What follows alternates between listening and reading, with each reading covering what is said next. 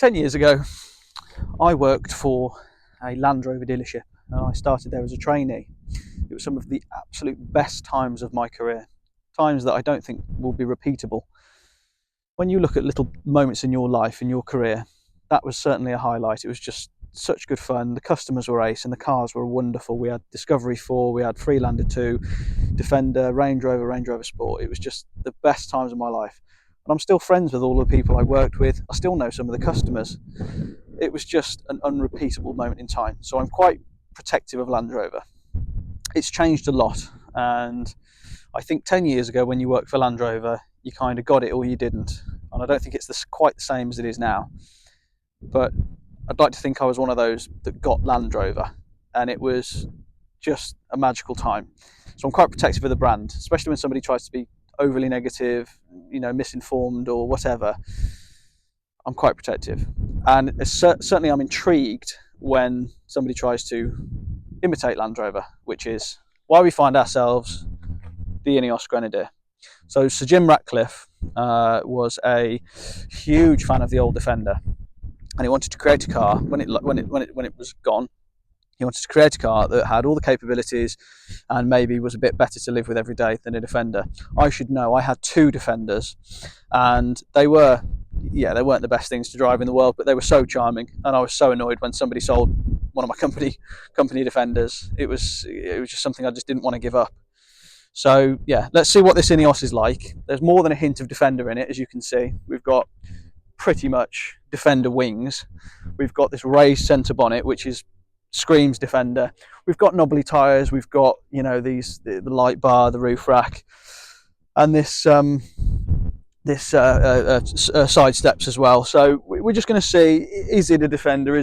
Does it feel Defender-like? Does it feel like the kind of thing you'd live with every day? I'm really intrigued to try it because I've heard some good things, I've heard some bad things. So let's just box off what is and isn't about this car. My name's Lloyd. This is Lloyd Tries Cars, and I'm about to try the Ineos Grenadier.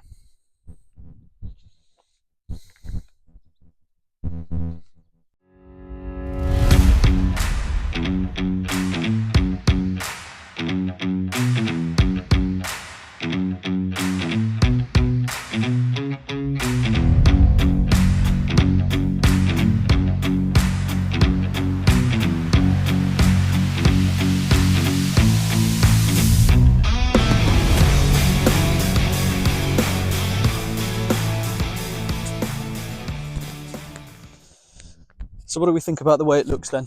Can you tell what it is yet? Quite clearly, I think it is a bit of a play. It's kind of halfway between a new Defender and an old Defender. So clearly we've got these very hard shut lines, big pronounced hinges. We've got things like these big roof racks and things like that. There's plenty of space. It's not a small place to be. We've got these big mud grabber tyres. It makes its purpose very obvious. It wants to be considered as an agricultural, real fit, healthy, gruff car. We've got ladders up the back. I mean, what do you think of the design? Is it to your taste? I'm still undecided as to whether it's mine. I still don't know whether, if it didn't have all of this roof rack and knobbly tyres and things, would it be right? What on earth was that noise it just made then? Don't know what that was. But if you stripped it away, is it a good looking? Is it designed to be good looking? Probably not. I think there's as much of it in how it drives rather than the purpose. I mean, the purpose is to just be useful, a bit agricultural and livable with every day. So should we go and find out what that's like?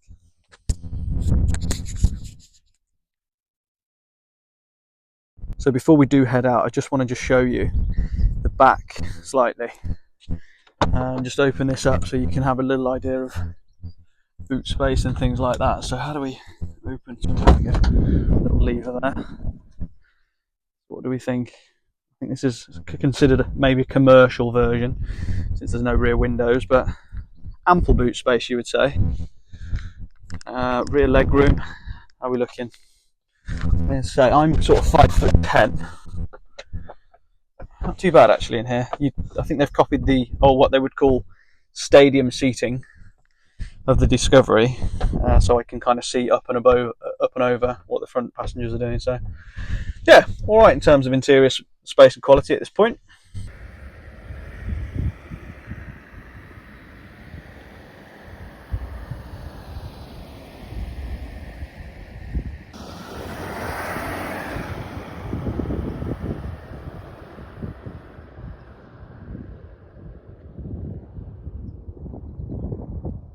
Right, driving position. Let's try and get comfortable. So we're on a slider for the seat. Thank you. The engine feels quite gruff. I know this is the BMW 3-litre diesel, which goes all right. Immediately, I mean, I'm doing that with the steering wheel, and it is doing absolutely nothing. So quite immediately, it's there's not a lot of steering feel or input, shall we say. The ergonomics of the car, quite nice. Lots of buttons, lots to press, lots to kind of mess around with, which is kind of cool, I guess. But there's been a lot of talk about the fact that the geometry on this car, when you turn the wheel, it doesn't self-center. So you know how like you go around a corner and you turn the wheel and it kind of like feeds back through your hands and straightens up? This doesn't, it just stays turned. So you have to kind of like wrestle it back. It feels so unnatural. You have to kind of wrestle it back into the road because you're going to head into a hedge. So that's a first impression that I'm not sure I'm keen on. Also, when I started it and I was waiting for these gates to open for this is another one of Hope and Hope Collectibles cars. Thank you very much for letting me have a go in it. But they said look, be honest with it. So I was waiting for the gate to open, and there's this kind of sensation that it's almost got like a broken engine mount or something. The vibrations coming through the car for such a sophisticated engine is I just can't believe that surely that's not right. I mean, I know the engine's on. I don't know whether they've engineered it for that kind of extra bit of utilitarian, yeah, your engine's on, vibrate through the seats and steering wheel and every orifice of your body. But I'm not sure I really care for that. It just feels like I've got a broken engine mount. I just don't like it. It is quite wallowy. I quite like the two-pronged steering wheel. That's quite cool. I quite like that. So I'm kind of like, you know, feeding the steering wheel through, but oh god, again, the steering lock as well, like it's like 3 turns lock to lock. It's too much. But I'm looking at the negatives here. This was never going to be a car that was nice to drive. The way that it was kind of marketed, it was never ever going to be nice to drive. You know, when you consider like most diesel Golfs these days will outhandle most supercars from 20 years ago. It's I have to look at this objectively. The kind of car that this is a utilitarian bus for people that like to go out shooting, or I don't know, they've got image because they've got an image thing because they miss the old Defender and how rugged it was and all of that kind of shit. So I am looking at it objectively as what I always believe in, driving a car and judging a car based on what it was meant to do.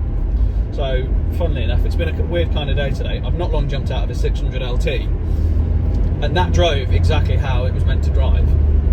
So this, I can only assume, is going to be a bit wayward, a bit wallowy, but charming altogether, much like the old Defender was.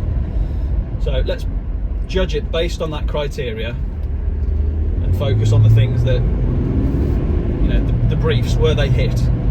Because I'm pretty sure setting laps around the Nürburgring wasn't one of them. So, for example, letting cars through on lanes, yeah, you know, you can just smash it through a puddle. It's got big mud grabbers on it. You can just fire it through the puddles, up and down curbs, and you don't feel anything really. So that's quite good. Ride quality's okay. I'm just going down a country lane at the moment. Ride quality's okay. It's not, you know, it's not Range Rover quality, but again, it's not going to be. The engine's nice. The engine is a nice part of it, obviously, but that's a BMW part, so you'd hope it was going to be okay. It's kind of the most developed part of the car. But I'm very busy on this wheel, just to keep it in a relatively straight line. Very busy on that wheel. So yeah, I'm turning and I'm turning and I'm moving around. So yeah. Initial driving impressions are, it's almost like they have tried to hit the brief of make it like an old Defender, because it does drive like an old Defender. Quite wallowy, not a lot of steering input, handling's a little bit all over the place, but I kind of like it, I can't deny it. I don't hate the thing, I think it's charming me slightly. So let's see if that improves the faster we go. Maybe we go on some national speed limit roads and just see if that improves in any way, shape or form. But for now, it's meal deal time, because I'm absolutely starving. So I'm going to go get myself a nice little meal deal. Right then, people, Let's negotiate this car park. You know that scene in Austin Powers? I literally couldn't just make a very standard corner then. I noticed the power steering went really, really heavy as well when I was trying to dry steer, which means that you're turning the wheel without moving the wheels, you know, without going forwards or backwards. Oh my god, the steering lock is horrible. Can't lie. The steering lock is so bad. It's so true what people say. Like, I watched Harry Metcalf do a video and he said the steering lock was terrible, and it is. But okay, comfortable though, I have to say. Nice high door card for me to rest my arm on. I've got a nice centre console with what's in there. How do I open this? Room for things, and that's okay. There are so many buttons. I don't even know where to begin talking to you about the buttons. I've got this kind of iDrive system down here. I've got my steering up, my screen up here, which I'll explain more of in a minute. But yeah, well, let's talk you through it, shall we? We'll move the camera and we'll talk you through some of these bits and pieces. A proper look at the interior then on this thing. So I'm quite surprised to find that the high-low range is on a gear, you know, a proper mechanical knob. I would have thought that would have been electronical, but again, keeping costs down and so on. So like, obviously we've got the BMW gear selector here, which is obviously part of the engine that this is running. 3-litre twin-turbo BMW diesel engine. We've got lots of buttons here for heated seats and so on, and we've got, you know, where you want the air, how much of it you want and where you want it, etc. So we've got all of that going on. We've got air conditioning buttons, hazard lights, all that kind of stuff. What have we got on the roof? We've got interior lights, we've got off-road modes, diff locks. I don't know what any of that stuff does. I can only imagine they're like USBs and stuff like that, but you know, it's not obvious, is it? But I can find out.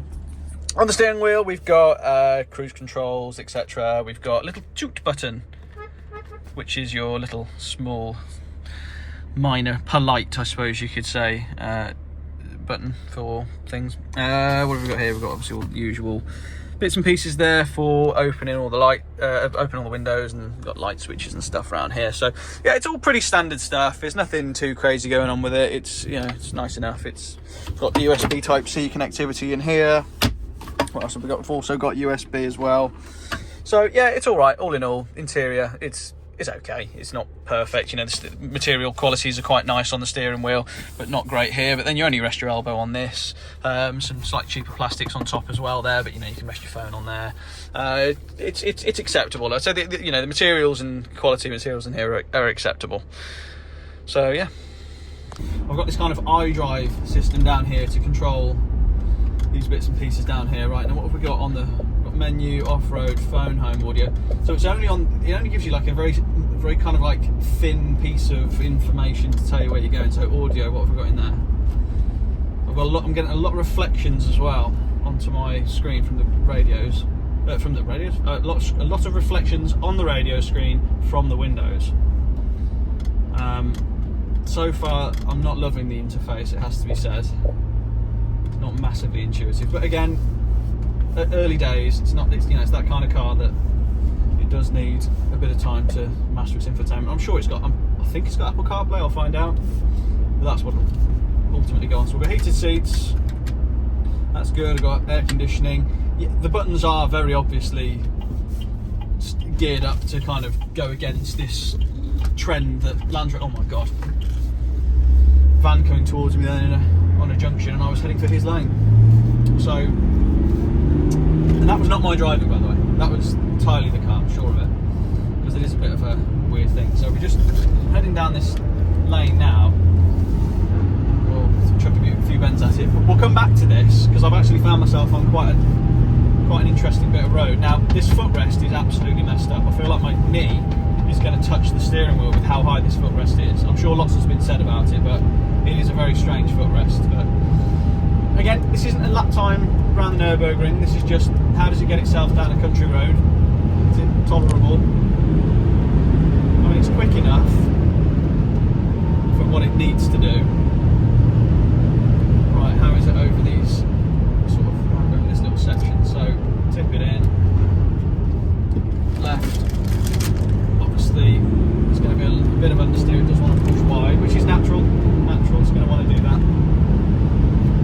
it's not terrible. I mean, I'm doing a lot with the wheel. I think you have to kind of plan your inputs a long time before you actually get to the corner, but I've had a couple of old Defenders, and you had to with those as well. You had to kind of, right, I see the corner, almost Scandinavian flick it in, so I'm going to go right and then I'm going to go left, and then wait for the body to roll, and then it'll tip itself into the corner. That's kind of what you have to do with this as well.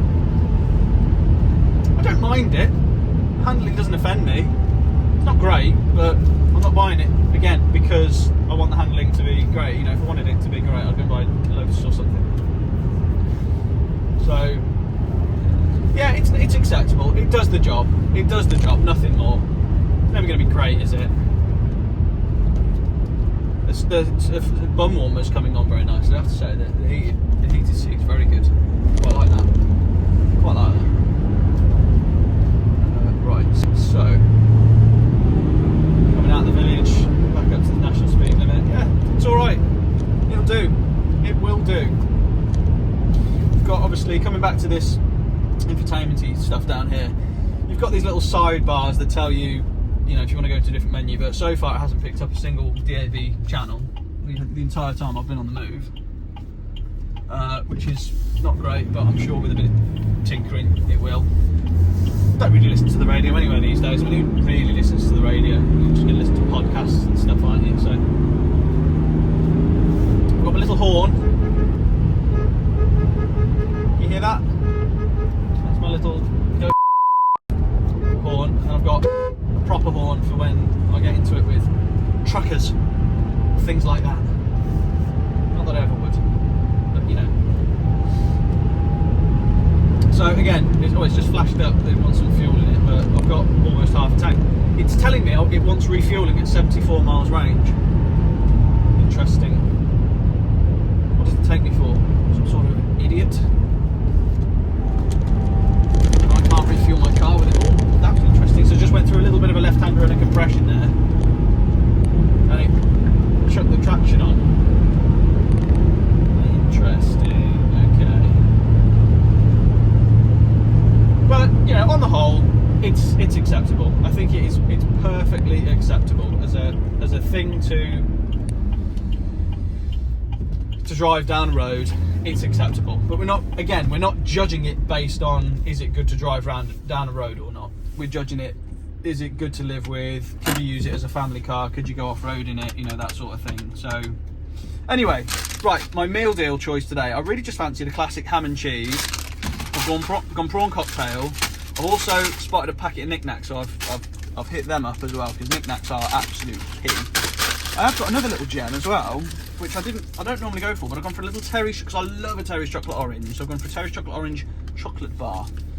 It'll be washed down with the Ribena light, and I've gone light because no sugar, so obviously it'll offset all of this. Anyway, join me in a second when I've watched an episode of South Park and had my lunch. Thank you.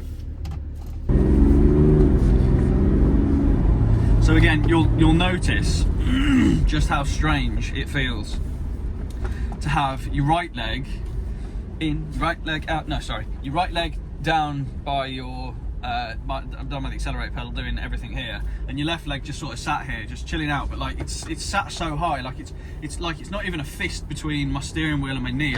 If you were a bit taller than me, like I'm not that tall, I'm like 5'10", something like that.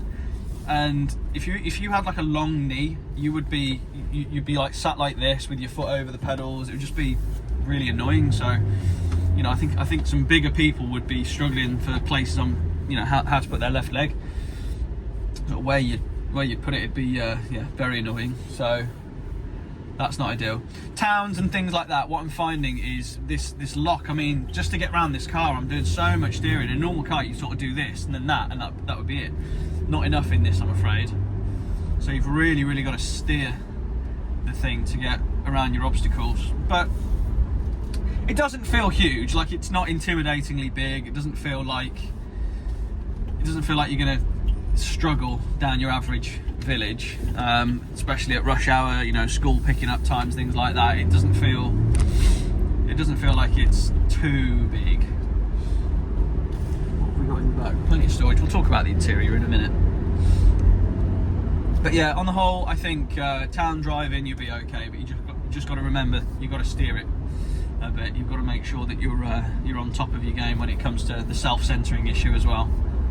I'll I'll try and find a way of like sort of demonstrating that. Let's just drop into this junction, and then let's just come out. See, there you go, perfect. See that? This is the problem with the. You bastard.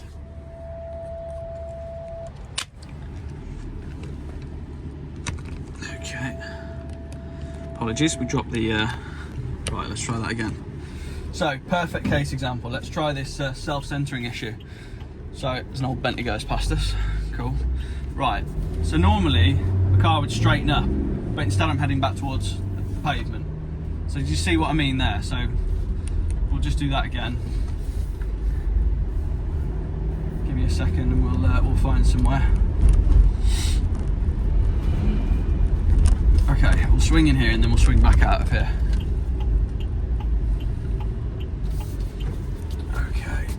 Nothing around, so all you people in the comments saying, oh, shouldn't have done that, it's fine, there's no one around, it's quiet. Right, so I can't believe how heavy the steering is at slow speeds. Okay, let's head out this junction then.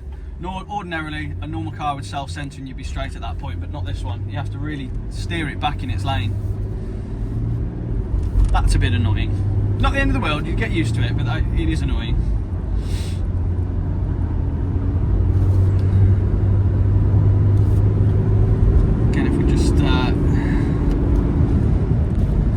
This objectively, what was it designed to do? Well, was it designed to be the last word in handling? No, it wasn't, but there has to be a few basic kind of principles when it comes to driving dynamics and geometry setups and things like that. You can't just have it not steer back into a lane, because I think that will cause an accident one day if you're not careful. But on the move, it's actually not too bad. It is very similar to an old Defender. You've just got to just pick your apex well in advance, just kind of steer it in, just kind of like this would be a good example. So 65 miles an hour, we're just heading in, just turn it in like that. It does handle so similarly to an old Defender. It's bizarre how they've managed to recreate that. I'm getting a bit of wind noise. I'm up at sort of motorway speeds. I've got a bit of wind noise coming from the I think there might be a front light bar on the front, which is making it a little bit noisy, but not the end of the world. Again, it's not a Rolls Royce either. It's not a Rolls Royce. It's actually on the move, quite a pleasant thing to be in. It's quite comfortable, I have to say. The ride quality is really good considering its handling issues. It's not too bad. It does when it goes over a bump, there is a little bit of secondary ride, to wobble around a little bit, but it's not horrendous. Considering it's got big chunky tyres and lots of unsprung weight bouncing around in the wheel arches, it's not too bad actually. Interesting. Right, I'm going to try and summarise how I feel about this car, because I'm conflicted. I know that this car has objectively been built because somebody wasn't ready. So Jim Ratcliffe wasn't ready to let go of what he knew in the old style Defender. So I admire that he's tried to create something that he is in his image. So I don't really want to be harsh on the car, because I don't think it's fair to really tear something apart that's so new into production. There are things that could be better with this car for sure, like for example that steering rack, the amount of lock, things like that. That can all be dealt with. Like for example, these seats, they're an optional extra that say Recaro on them. They're just seats that say Recaro on them. I don't think there's anything particularly special about them. Things like that. People will work out this thing eventually, and I have to say, I think I kind of have had a glimpse of what it's like to own an Ineos in just a small 40 minutes with this car. There is a nice sense of image with it. It does feel like your Tonka toy. It's got lots of cool buttons. There is a charm to it, in the same way that the old Defender had a charm. The old Defender was a very interesting thing because it was terrible to drive. They were bad to drive, but you could change them and you could adapt to them and you could mould them. And God forbid if anybody ever tried to, I had two as company cars back in the day, believe it or not, Defenders, and I did quite a few miles in them. And he always used to moan about how uncomfortable they were and how awful it was to do long distance in them, and oh god, that and the other. And the second that I had one of my salesman colleagues that would come to me and say, oh, I've got an appointment on your car, can you leave it here? I was like, what? No, it's my car. No, it wasn't my car, I knew that. But basically what I'm saying is, I knew it was not the best, but I didn't want anyone to take it off me. It really got into my heart, that car, all those two Defenders. And I feel like this could worm its way into your heart as well. I feel like it's the kind of car that you could end up loving, just as a tool, as a Swiss Army knife of a thing. It would be. This is fine on long journeys. I just think it needs some final polish. I think things like this, again, yeah, as I say, this steering rack, it could catch somebody out. The fact it doesn't self-censor, it could really catch someone out. And you know, you could end up having an accident when it's completely unrealistic. This placement of this foot pedal, if you were a taller man than I, which isn't hard, you would be pretty annoyed about where your left leg was. So I think that could do with addressing as well. I don't know whether that's a fundamental issue or not.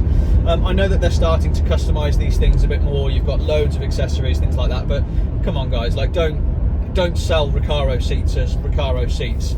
These are just standard seats with Recaro stitched into them. I think, you know, for the money you pay, you should get seats that are like this anyway. I don't really see what exactly is Recaro-ish about them.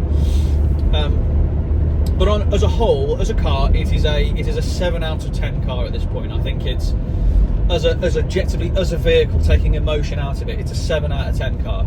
It's perfectly fine. There is a few good quality items about it. I do like some of the finish on, like for example the steering wheel. I do quite like the finish on the steering wheel. The leather is nice on these Recaros, I will give it that. But there are some hard texture plastics, but I understand you need to keep the costs down. So overall, I think, would I buy one? Probably not yet. I think I would probably wait. If it was the only car that I had, and I just had one car, I'd probably wait a bit longer, or I'd go and buy a Defender, which is another conversation. A new Defender. However, if I had several cars and this was just one of them, I think I'd quite like it. I think I would buy one, actually. I think I would just to say and be part of the project. As something to sort of take part in and see if we can really recapture the magic of the old Defender. And there was a bit of magic in it. So anyway, take from that what you will. Hopefully that helps anybody that's not sure on one of these things yet. If my opinion matters, I don't know, it's up to you. But hopefully it was helpful. Please subscribe and like the channel. Lloyd Tries Cars on Instagram. I've got a bit of a thing where we're doing Evo's top 100 drivers cars from 2009. I'd like to tick every single box on the cars on that list, whether it's sit in them, drive them, just be near them, in cases like 250 GTO. But yeah, hopefully you've enjoyed this video. Please like, subscribe, all those bits and pieces, and we'll hopefully see you on the next one. Thank you very much.